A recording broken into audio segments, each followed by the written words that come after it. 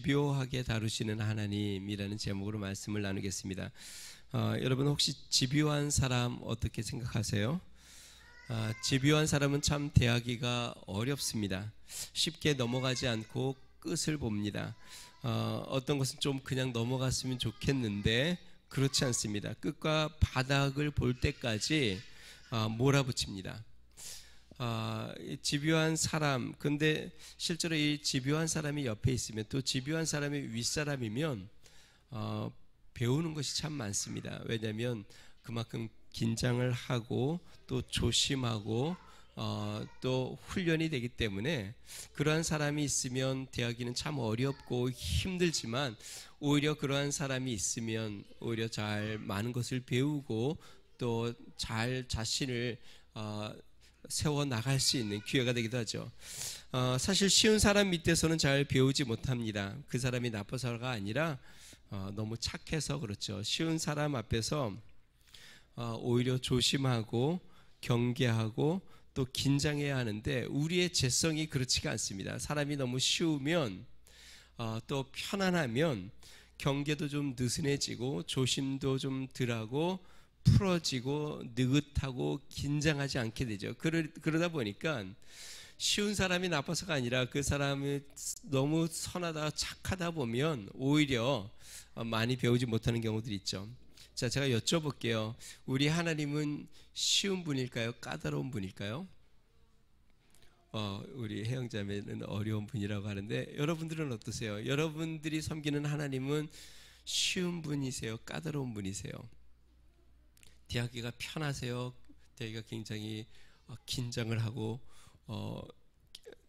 불편하게 대해야 합니까? 사실 우리 하나님은 두 가지 면을 다 보여줍니다. 때로는 너무나도 예상치 않게 편안하게 다가오십니다. 아무리 큰 죄를 범하여도, 아무리 큰 실수를 해도, 아무리 악한 일을 해도 하나님 앞에 진실되게 고백을 하고 눈물로 회개하고 돌이키면 하나님은 넓은 품으로 우리를 안아주시고 용서해 주시고 받아주십니다. 그러니까 우리 하나님은 굉장히 편안하고 쉬운 분처럼 다가옵니다. 그런데요, 반면에 하나님은 생각처럼 호락호락한 분은 아니십니다. 악한 마음을 품거나 고집을 품거나 또한 거짓된 마음을 품으면 끝까지 다루시는 분이 우리 하나님이십니다. 여러분, 사람이 사람을 꺾는 것은 참 어렵습니다. 아니, 어쩌면 불가능할지 모릅니다. 자녀의 고집을 꺾거나, 아니면 부부 사이에서 뭔가 사람을 꺾는다는 것, 또 내가 함께하는 사람을 꺾는다는 건 쉽지 않습니다. 그런데 하나님 앞에서 꺾이지 않는 사람은 없습니다. 하나님이 한번 다루시기 시작을 하고, 하나님이 무엇인가를 고치시려고 하고, 하나님께서 고치시려고 하려고 한번 마음을 먹으시고 다루시기 시작하면, 하나님은 굉장히 집요하시게, 하나님은 그것이 내려놓고 완전히 돌이키고 완전히 항복할 때까지 다루시는 분이 우리 하나님이십니다. 여러분, 요셉이 그렇습니다. 요셉이 형들을 대하는 모습을 보면 한편으로는 굉장히 다정합니다. 요셉이 형들이 양식을 사러 왔을 때 요셉은 자신을 밝히지 않았지만 형들에게 제일 먼저 물어본 것이 뭐냐면, 너희 가족이 어떻게 되느냐? 너희 아버지는 평안하시냐? 살아계시냐? 너희 가족들은 다 평안하냐? 뿐만 아닙니다. 그들이 가져온 돈에 넘치도록 양식을 가득 채워서 그것을 가져가게 합니다. 또 그들의 가족을 염려하여 넘치도록 채워주시는 거죠. 뿐만 아닙니다. 두 번째, 오늘 이제 또 양식을 사러 왔을 때 이 요셉이 또 그들에게, 아버지는 아직도 살아계시냐? 너희 가족들은 다 평안하냐? 뿐만 아닙니다. 자신의 집으로 들여서 식탁을 배설을 하고, 그 다음에 그들에게 음식을 차렸는데 자신의 음식을 나누어 주면서, 아마 그랬을 것 같아요. 요셉이 자신의 음식을 한 사람 한 사람에게 이렇게 이것도 먹어보시라고, 이것도 먹어보시라고 그러면서 자신의 동생 베냐민에게는 5배를 주면서 그들에게 잔치를 베풀고 서로 음식을 마시고 먹고 마시면서 즐거워 아주 기쁨을 나누는 시간들을 보았습니다. 그러니까 형들이 생각하기에 이 요셉은 굉장히 친절하고 굉장히 부드럽고 또 정이 많고 또 자신들을 굉장히 위하는 사람. 그런데 요셉이 형들에게 호락호락하게 보였을까요? 그렇지 않습니다. 요셉은 매우 엄하고 집요했습니다. 처음에 그들을 점탕꾼으로 몰아붙였습니다. 뿐만 아닙니다. 그들을 점탕꾼이 아닌 걸 증명하기 위해서 둘째, 시므온을 붙잡고 놓아주지 않고 시므온을 감금하였습니다. 그리고 너희들이 다시 올 때는 너희들의 말처럼 막내 베냐민을 데려오지 않으면 너희들은 나를 다시 볼 수 없다. 다시 이야기하면 양식을 살 수도 없고 너희들은 형벌을 받게 될 것이다 라고 아주 엄하게 이야기했습니다. 뿐만 아닙니다. 그들이 돌아가는 길에서 곡식자루를 열어보니까 지불한 돈이 그대로 있어서 안절부절하게 만들었고, 이 요셉 앞에서 그들이 어떻게 다시 서야 할지 두려워 그들의 마음이 심히 고통 가운데 빠지게 되었습니다. 두 번째 만남, 이제 베냐민을 데리고 쉽게 잔치가 다 끝나고 이제 베냐민과 감금되었던 시므온도 풀려나서 이제 기쁨으로 돌아가는데 청지기가 쫓아와서 왜 주인의 은잔을 훔쳐갔느냐 하고 또 따지기 시작합니다. 풀어봤더니 각 자루에는 그 지불하려고 가져갔던 돈이 그대로 있고, 그리고 은잔이 어디서 발견되었어요? 오늘 성경 보니까요, 참 이게 너무나도 황당하게 막내 아들 베냐민의 자루에서 이 애굽 총리의 은잔, 그 아끼는 은잔이 거기에서 발견이 됩니다. 참 요셉이 너무나도 집요합니다. 풀릴 듯 풀리지 않고 평안이 넘어가는 줄 알고 이제는 다 모든 것이 다 오해가 풀렸는 줄 알았는데 결국 어떻게 됐냐면 최악의 상태까지 나아갔습니다. 이제 더 이상 이러지도 못하고 저러지도 못하는, 그리고 데려간 베냐민까지 이제 죽게 된 상황. 여러분, 오늘 우리가 성경을 쭉 창세기를 보는데요, 이전에 하나님께서 야곱을 아주 집요하게 다루시는 장면을 보았습니다. 야곱이 사랑하던 라헬을 하나님이 빼앗아 갔고, 그 라헬에게서 낳은 아들 요셉을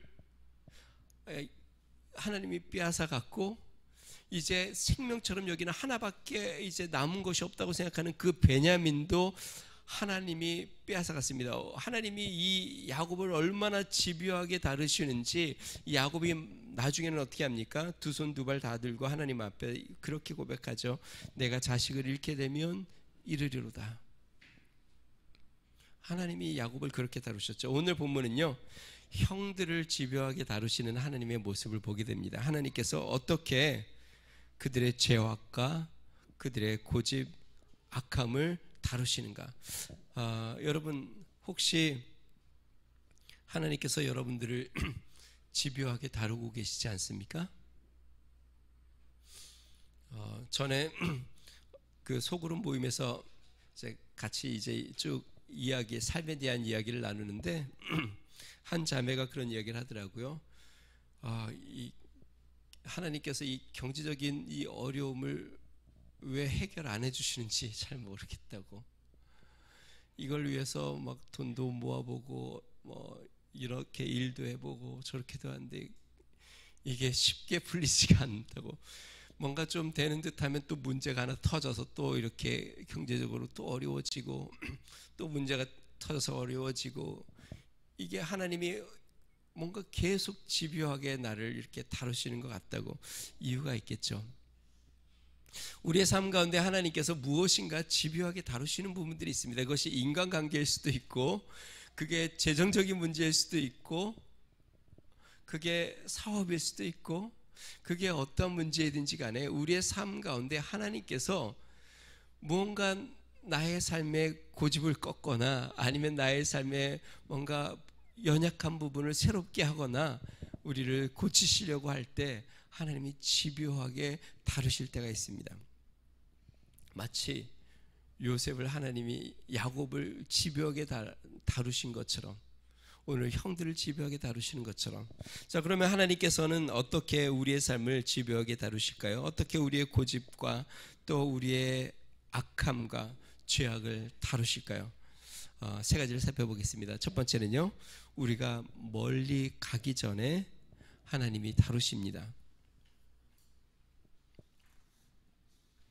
오늘 본문은 두 번째 양식을 얻어 돌아가는 길에서 일어난 일입니다.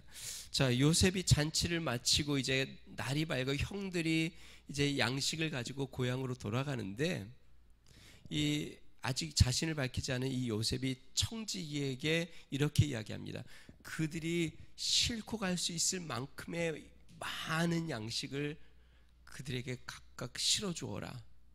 그러니까 요셉이 그들을 걱정을 하는 거죠. 가족을 걱정하는데, 가져갈 수 있을 만큼 as much as, 그러니까 그들이 실을 수 있을 만큼 충분히 많이 실어가라.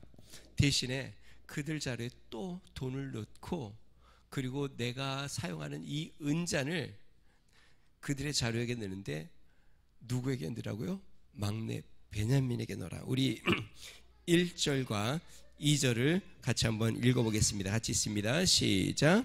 요셉이 그의 집 청지기에게 명하여 이르되 양식을 각자의 자리에 운반할 수 있을 만큼 채우고 각자의 돈을 그 자루에 넣고 또 네 잔 곧 은잔을 그 청년의 자루 아기에 넣고 그 양식값 돈도 함께 넣으라 하매 그가 요셉의 명령대로 하고. 아니, 왜 이렇게까지 할까요? 요셉이 분명히 그들이 청지인 것, 정탁군이 아닌 것도 알고 있고 형인 것들도 알고 있고 또 가나안에 극심한 기근이 있는 것도 알고 있고 아버지는 노쇠하여 언제 죽을지도 모르는 상황인 걸 분명히 요셉은 알고 있습니다. 뿐만 아니라 동생 베냐민이 안전한 것까지도 확인했습니다. 자, 이제는 요셉이 자신을 밝히면 되지 않습니까? 그리고 내가 형들이 죽이려고 했던 요셉입니다. 이렇게 쉽게 그냥 끝나면 되는데 요셉은 한 걸음 더 나아갑니다. 양식을 또 주고 돈을 거기다 또 넣고 은잔까지 베냐민에게 넣어서 이렇게 합니다. 자, 그런데요, 이 요셉이 그들을 나아갔을 때, 이제 마을을 떠나갔을 때 청지기에게 이렇게 이야기합니다. 그들이 멀리 가기 전에 빨리 쫓아가서 그들에게 이야기해라. 왜 내가 이렇게 호의를 베풀었는데 너희들이 어떻게 호의를 이렇게 악의로 갚을 수 있느냐, 이거라는 거죠. 4절 말씀 같이 한번 읽어봅니다. 같이 있습니다. 시작. 그들이 성읍에 나가 멀리 가기 전에 요셉이 청지기에게 이르되 일어나 그 사람들의 뒤를 따라가서 그들에게 이르기를 너희가 어찌하여 선을 악으로 갚느냐. 오늘 성경 말씀 보니까요, 요셉이 분명히 뜻이 있어서 그들에게 행하고자 하는 일이 있어서 지금 이렇게 집요하게 다루고 있는데요, 요셉이 그들이 멀리 가기 전에 청지기를 보내어 그들을 다시 데려오게 합니다. 그리고 그 모든 사실들, 그 안에 다시 한번 돈이 발견되고 은잔이 발견되어 요셉 앞에 서게 합니다. 사랑하는 성도 여러분, 하나님께서 우리를 집요하게 다루시는 이유는 우리가 멀리 가지 않게 하기 위함임을 기억해야 합니다. 여러분, 멀리 가게 되면 우리의 기억은 희미해집니다. 그리고 넘어갔다라고 생각합니다. 그냥 잘 넘어갔다. 내가 분명히 문제를 일으켰고 또 잘못을 했는데도 이것이 길어지고 멀어지면 하나 그냥 잘 넘어간 것처럼 넘어가게 되어 있습니다. 자, 요셉은 그래서 그들을 멀리 가기 전에 다시 한번 붙잡아 그들을 책망하고 그들에게 문제를 찾아내고 있습니다. 사랑하는 성도 여러분, 하나님께서 우리를 집요하게 다루시는데 멀리 가지 않고 다루십니다. 저는 이거를 보면서 요셉의 모습을 보면서 하나님의 모습과 너무나도 흡사하다는 생각들이 들어요. 하나님은 한 번에 모든 것을 다 처리하지 않는 것 같아요. 때로 하나님께서 징계하시고 또 하나님께서 너무 힘들까봐 또 채워주시고 돌보시고, 그러나 그렇다고 해서 모든 것이 끝난 것이 아닙니다. 온전히 회개하고 돌이키기 전까지 또 다루시고 또 다루시는, 그래서 요셉은 그 형제들이 멀리 가기 전에 또 찾아가 그들을 붙잡아 오게 합니다. 우리 하나님께서 우리의 삶 가운데 우리가 멀리 가기 전에 부르시는 것이죠. 여러분, 우리는 우리 자신을 너무나도 잘 압니다. 하나님께서 만약에 우리를 그냥 놔두시면, 우리의 죄악과 우리의 연약함을 그냥 놔두시면 어쩌면 우리는 너무나도 멀리 나갈 수 있는 사람들입니다. 또 어쩌면 너무 멀리 나가 돌아오지 않을 수도 있는 사람들입니다. 그렇기 때문에 하나님께서 멀리 가기 전에 또 찾아와 우리를 붙잡으시고 또 우리의 죄악을 드러내시고 찾으시는 분이심을 보게 됩니다. 사랑하는 성도 여러분, 하나님이 우리를 집요하게 다루시는 건, 멀리 가기 전에 우리를 붙잡으시는 건, 그것은 하나님의 은혜임을 기억하시기 바랍니다. 자, 두 번째, 하나님께서 어떻게 우리를 집요하게 다루시는가? 우리 스스로 인정하고 자백할 때까지 우리 하느님이 다루십니다.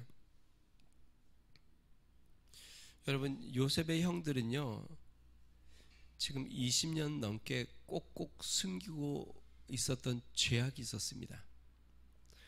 이걸 아버지에게 20년 넘게 계속 지금도 숨기고 있습니다. 그래서 아버지 야곱은 요셉이 정말 짐승에 찢겨서 죽은 줄 알고 있습니다. 지금까지도. 그러니까 형들은 이 동생을 죽이려고 했고 동생을 팔아넘긴 이 사실을 자신들의 비밀로 그 죄악을 가슴 깊이 숨겨놓고 누구에게도 얘기하지 않았고, 또 아마 그랬을 것 같아요. 서로도 꺼내기 불편했을 거예요. 그래서 서로도 아마 거의 얘기하지 않았을 거예요. 그런데 여러분, 첫 번째 애굽 방문 때 그들이 은잔, 돈에서 그 자루에서 은잔이 발견되고 그들이 정탐꾼으로 몰리자 그들이 뭐라고 했는지 우리가 성경에 살펴보았죠. 야, 이전에 우리가 동생에게 그렇게 했던 그 죄악, 그것 때문에 우리가 이렇게 고생을 하는 거 아니냐 하고 고백하기 시작했습니다.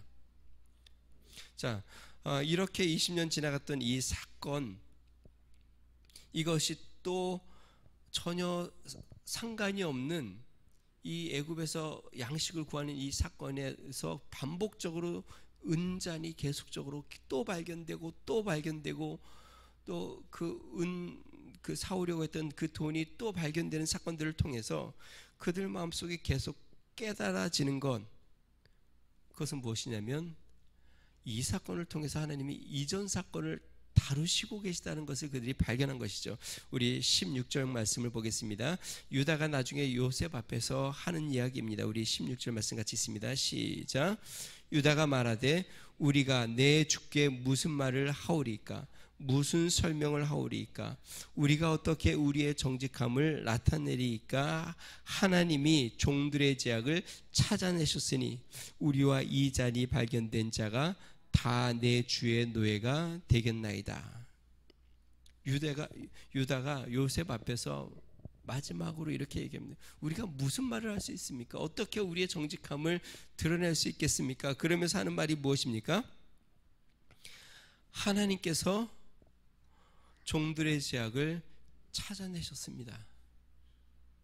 지금 20년 동안 그렇게 꼭꼭 숨기고 감췄던, 그리고 모든 것이 다 이제 잊혀진 것처럼, 그래서 자신들도 어느 정도 잊어버렸고 다 잊어버렸기 때문에 요셉을 만났는데도, 애굽의 총리 요셉을 만났는데도 요셉을 알아보지 못할 정도로 이제는 다 잊혀졌다고 생각했는데, 그 20년이 지난 그 죄악을 하나님이 지금 찾아내고 계시다.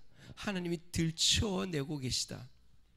참 재밌는 것은요, 여러분, 이 성경에 그 애굽 총리 요셉이 형들에게 단 한마디도 그 사라진 동생에 대해서 물어본 적이 없습니다.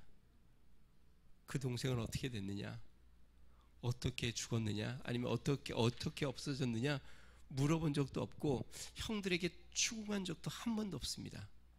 그런데 형들 스스로 자꾸 이야기합니다. 그때 동생에게 한 그 일 때문에 이런 거 아니냐, 그때 그 일 때문에 우리가 지금 이렇게 어려움을 당하는 거 아니냐. 그리고 지금 두 번째 이 만남에서는 이 총리 요셉 앞에서 하는 이야기가 하나님이 우리의 죄를 들춰냈습니다. 분명히 자신들은 무고한데 지금 양식을 훔친 적도 없고 제값을 치루었고 자신들이 돈을 빼앗아 간 적도 없는데 지금 하나님께서 이 일들을 들춰내고 있습니다. 여러분, 하나님께서 지금 형들 스스로 자신들의 죄를 뉘우치고 고백하고 자백하고 깨달도록 인도하고 있는 것이죠. 요셉이 집요하게 지금 이 일들을 행한 이유는 형들 스스로 이 일들을 고백하고 자백하고 하나님 앞에 자신들을 죄악을 깨우칠 수 있도록 지금 하는 것이죠.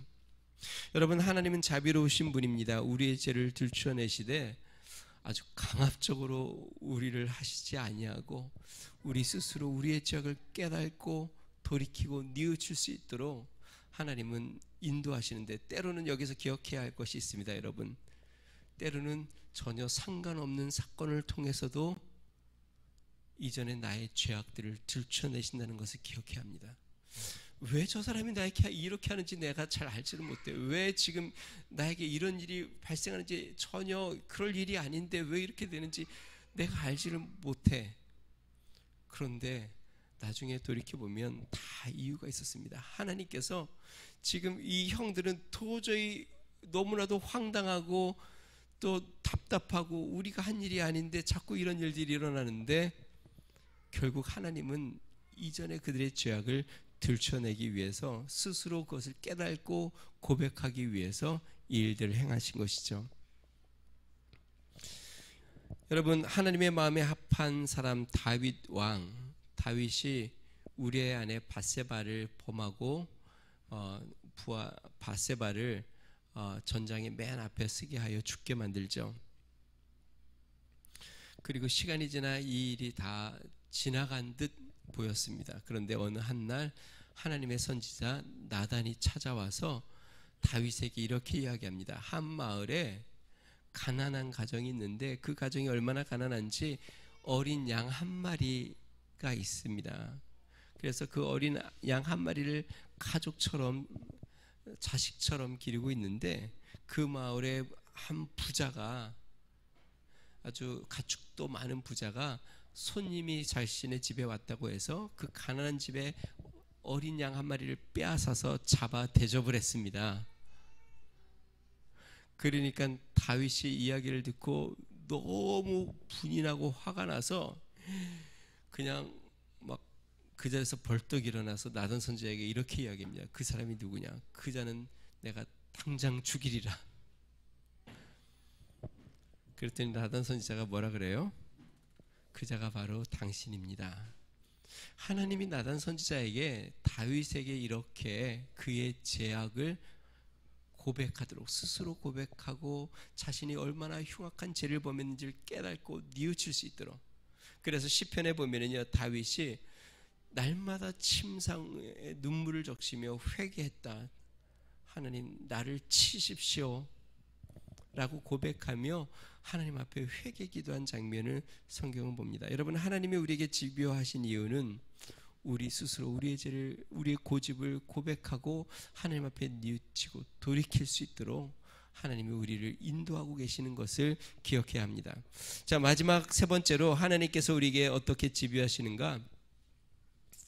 모든 것을 내려놓을 결심을 할 때까지 하나님은 집요하게 우리를 다루십니다. 오늘 형들의 고백을 보면은요, 형들이 자신들의 결백을 주장하면서 반복하여 고백하는 장면이 있습니다. 청지기가 그들을 붙잡으러 왔을 때 형들이 우리는 결백합니다. 만약에 우리 중에 누가 그렇게 했으면 우리는 정말 벌을 받겠습니다. 7절에서 9절을 한번 읽어보겠습니다. 같이 있습니다. 시작. 그들이 그에게 대답하되 내 주여 어찌 이렇게 말씀하시나이까? 당신의 종들이 이런 일은 결단코 아니하나이다. 우리 자루에 있던 돈도 우리가 가나안 땅에서부터 당신에게 가져왔거늘 우리가 어찌 당신의 주인의 집에서 은금을 도둑질하리이까? 당신의 종들 중 누구에게서 발견되건지 그는 죽을 것이요 우리는 내 주의 종들이 되리다. 이 형들이 자신들의 결백을 얼마나 명확하게 드러내고 싶어서였는지 이 청지기에게 이렇게 이야기합니다. 우리는 절대로 그러지 않았습니다. 만약에 우리 중 누구에게서 그것이 발견되면 그는 죽어도 좋습니다. 그리고 우리 형제들은 우리가 선하다는 것을, 우리 형제들을 그렇지 않다는 것을 증명하기 위해서 우리 모두 다 그 사람은 죽을 것이고 우리 모두 다 당신의 종이 되겠습니다.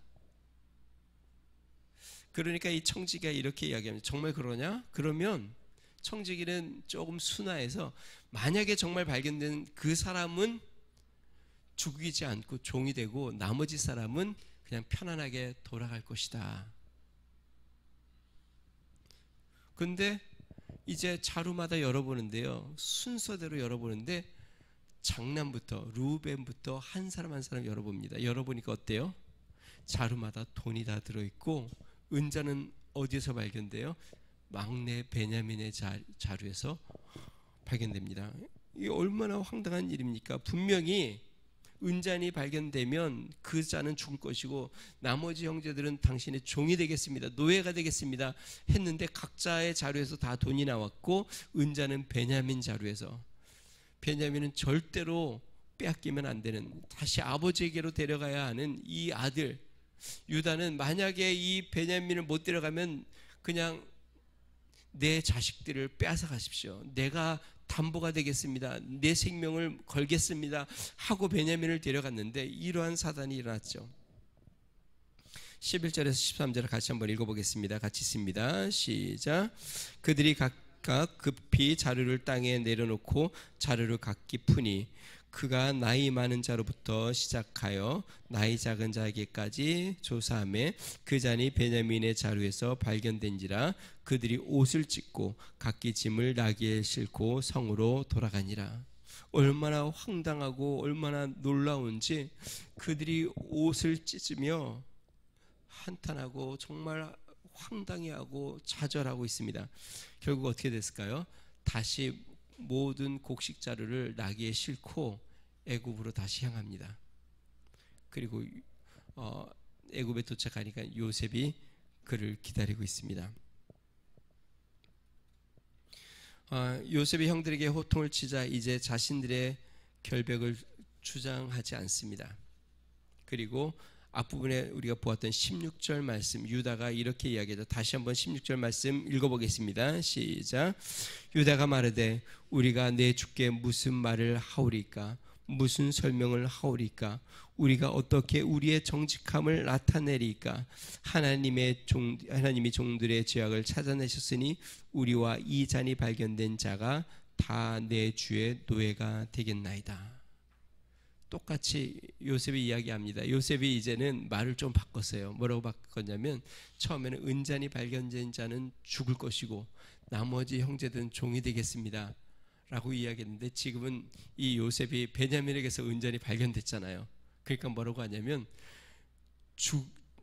그 발견된 자는 죽을 것이다 라는 말도 안 하고 발견된 자와 우리가 종이 되겠습니다. 그랬더니 총리인 요셉이 뭐라고 하냐면 아니다. 은잔만 발견된 자만 노예가 되고 너희들은 평안히 가라.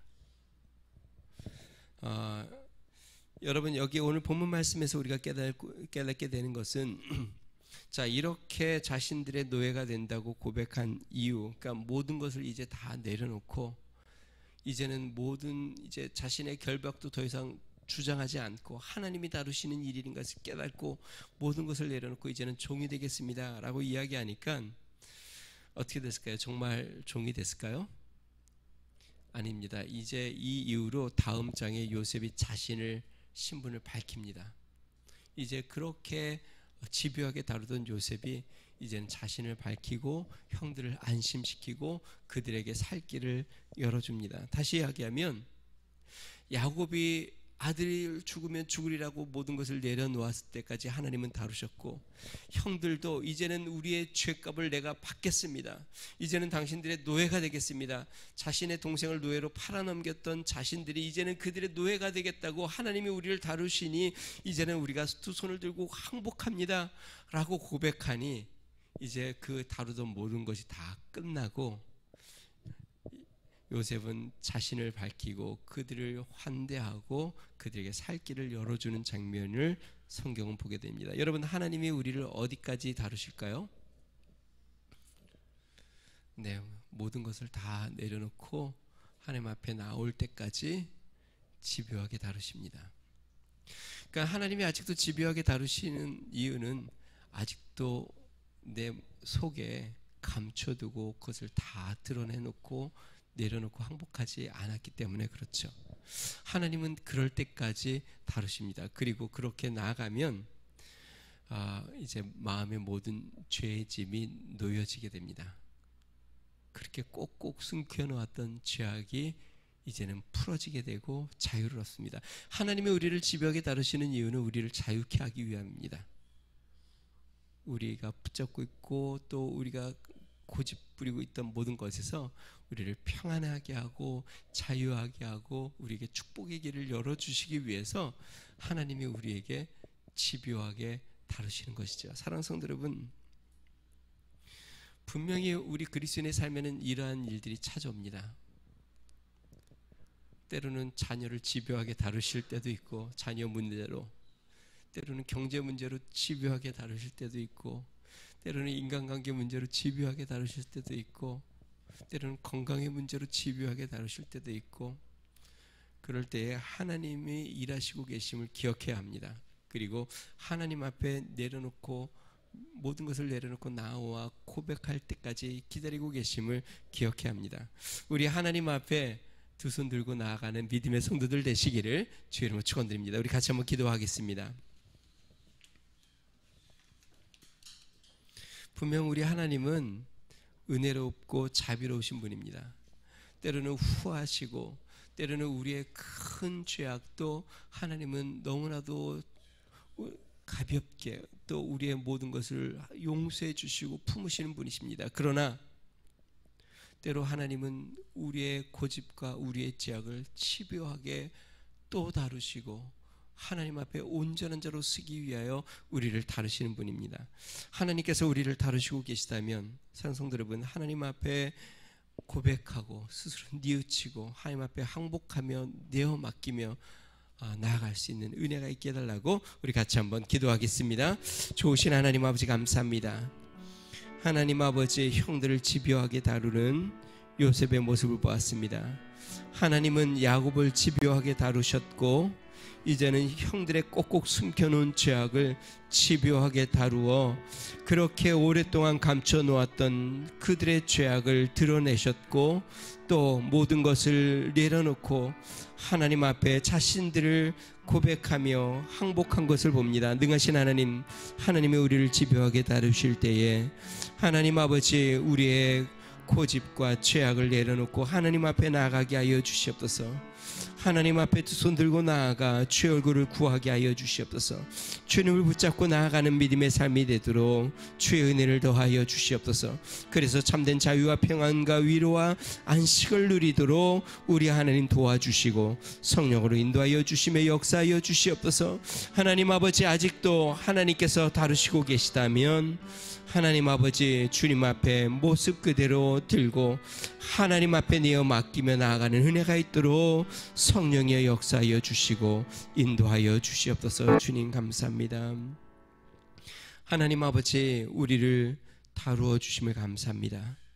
때로 우리가 참 힘들고 어렵고 감당하기 어려울 만큼 주님께서 몰아붙이고 집요하게 다루실 때가 있습니다. 능하신 하나님, 모든 것 하나님 앞에 다 내려놓고 두 손 들고 항복하며 주님 앞에 내 모습 그대로 나아갈 때까지 하나님, 우리를 인도하시는 주님, 좋으신 하나님 아버지, 주님, 우리를 아름답게 다루어 주셔서 하나님, 주님 앞에서 정금처럼 나오도록 역사하여 주시옵소서. 하나님 앞에 항복하고 나아가 주님을 구하고 하나님을 붙잡는 은혜가 있도록 성령으로 은혜를 베풀어 주시옵소서. 이제는 우리 주 예수 그리스도의 은혜와 하나님 아버지 무한하신 사랑과 성령님의 감동, 감화, 내주 충만케 하시는 종이 우리를 다루시는 하나님 앞에 우리 자신을 내어 맡기고 하나님 앞에 고집을 피우거나 하나님 죄악을 감추지 아니하고 내 모습 그대로 드러내고 항복하며 주님을 붙잡기로 간절히 소망하는 믿음의 성도, 가정과 교회와 나라와 민족 위에 이제로부터 영원토록 함께 하시기를 간절히 축원하옵나이다. 아멘.